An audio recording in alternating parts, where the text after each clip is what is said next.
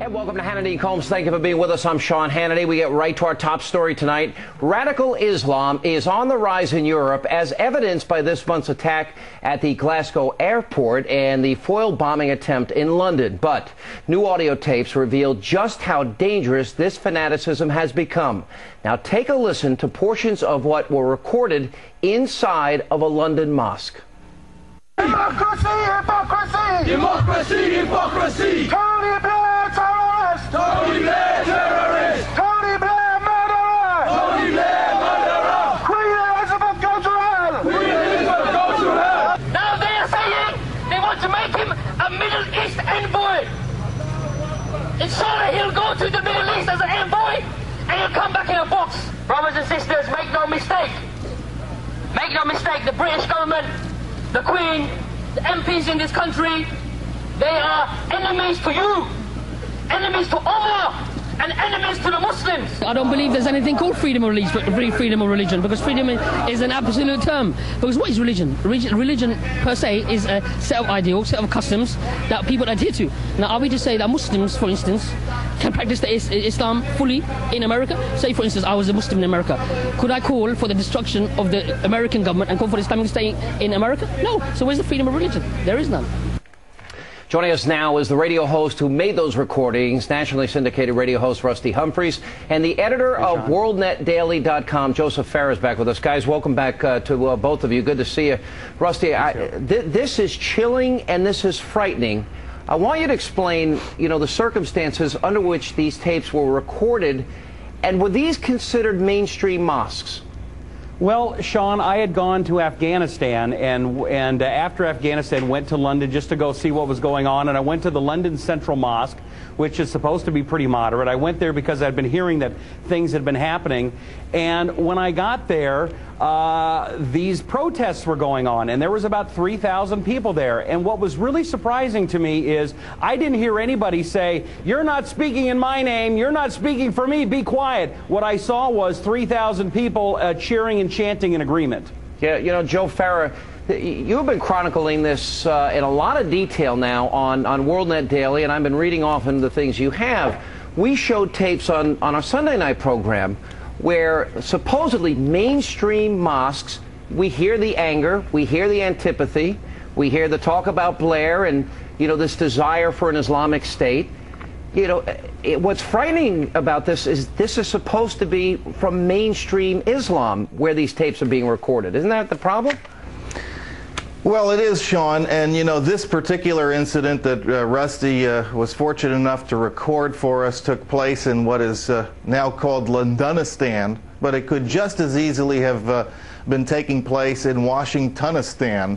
You know that these types of activities are going on every single day in the United States of America. Our enemies are here.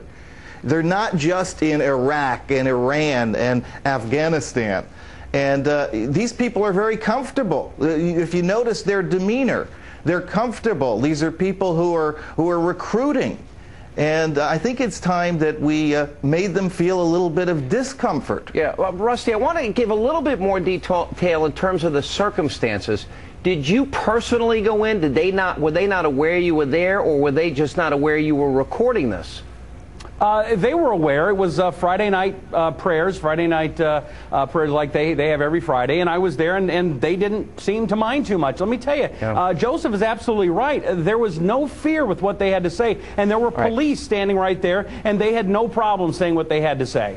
Joe, with all that we've now developed and the videotapes that we were able to show, these recordings that you've had, other instances, there's been a lot of talk about the silence of moderate Muslims, not being as openly critical against those that would hijack their religion.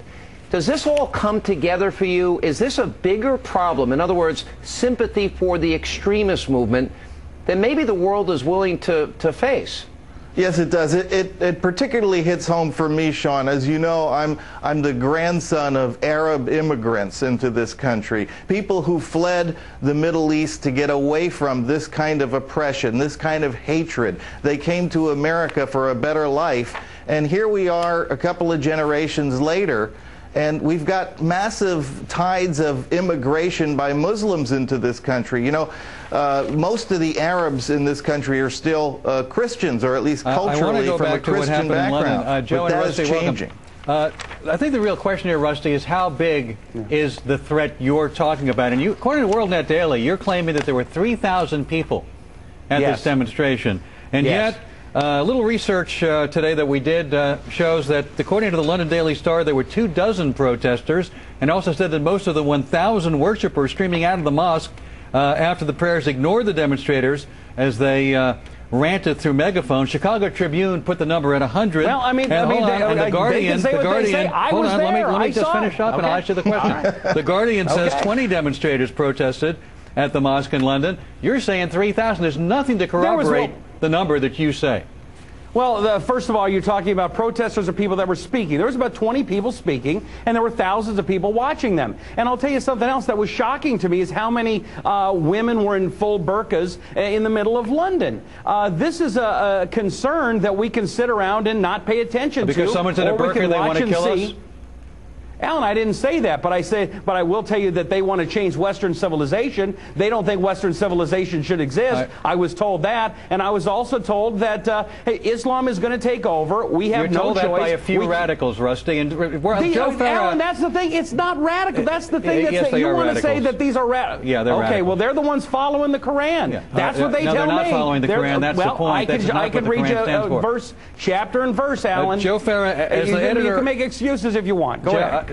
No, I think you're overstating the case here. When you say 3,000, and every other publication that reported on this said 20, a couple of dozen, 100 if you want to say the most that I saw.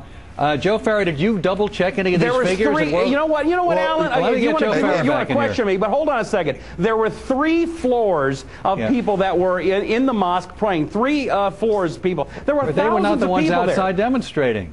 Joe Farah, did you check? Did you do any fact check on this before you published these numbers, Joe? I'd be happy to answer. Am I a liar, Alan? Is that it? I'm simply saying that all the other pieces of literature on this demonstration had very different numbers than the ones you have. Yeah, I'd be happy to answer the question. My reporter, my Jerusalem bureau chief, was traveling with Rusty. He was there as well. He told me this is one of the largest mosques, or perhaps the largest mosque in London. It has thousands and thousands of people who go there. This was Friday night prayer, so that place was packed. They were not the demonstrators. They were observers at the mosque. These weren't the people demonstrating saying death to America and the audio tapes we played earlier. These are people who ignored, according to this report, the people as they filed out of the mosque.